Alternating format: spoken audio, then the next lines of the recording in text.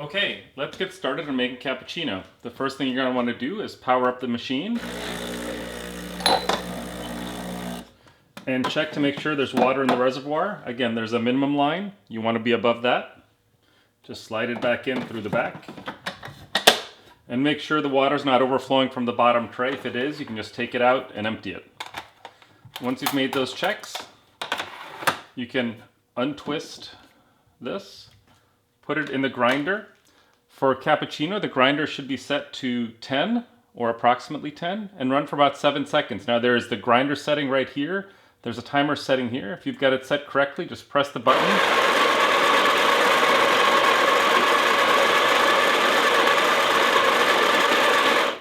What you'll see is it's a little bit above the line. You'll take the tamper, which is magnetized and comes undone from the machine, and just tamp it down.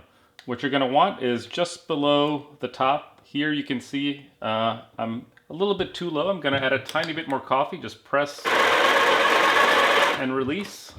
Tamp it down firmly again. Put the tamper back and then twist this back into the machine. I'm going to grab a mug. We've got it set up with the 2-cup portafilter. And so what you'll do is hit the 2-cup. If you happen to only want 1 shot, just move the cup over. Waste a little bit of coffee, but that's the way it is. So 2 shots.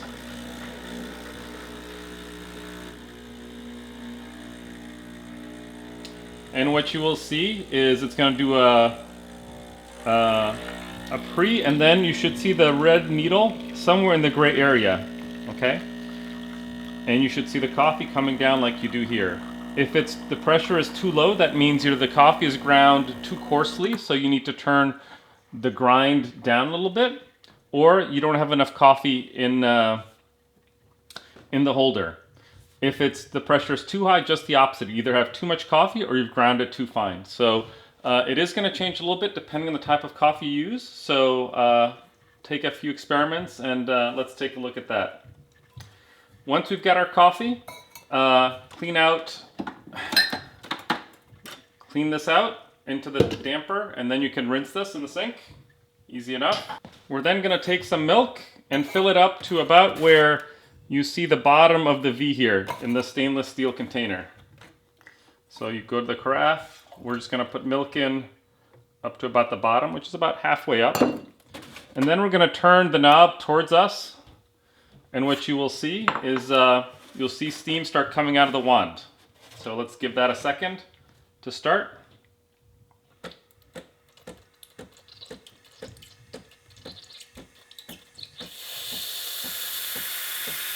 Once you have the steam coming out, just insert it into your milk, put it at an angle, and what you're going to want is to get a little bit of air as it's frothing. So you're going to hear it froth, and you want to angle it just so you get a little bit of air being injected in and get those micro bubbles going.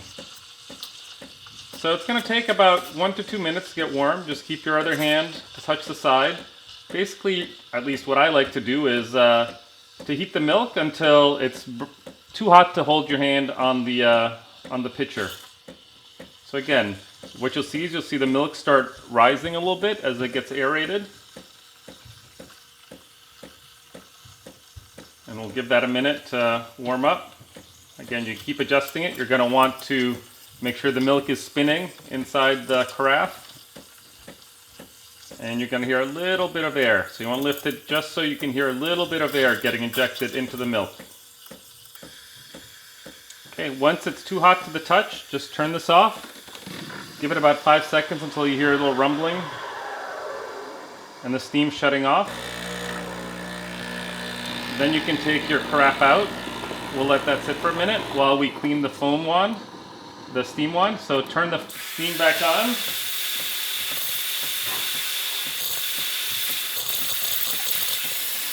To clean out the tip, and just get a wet paper towel and then clean off the bottom.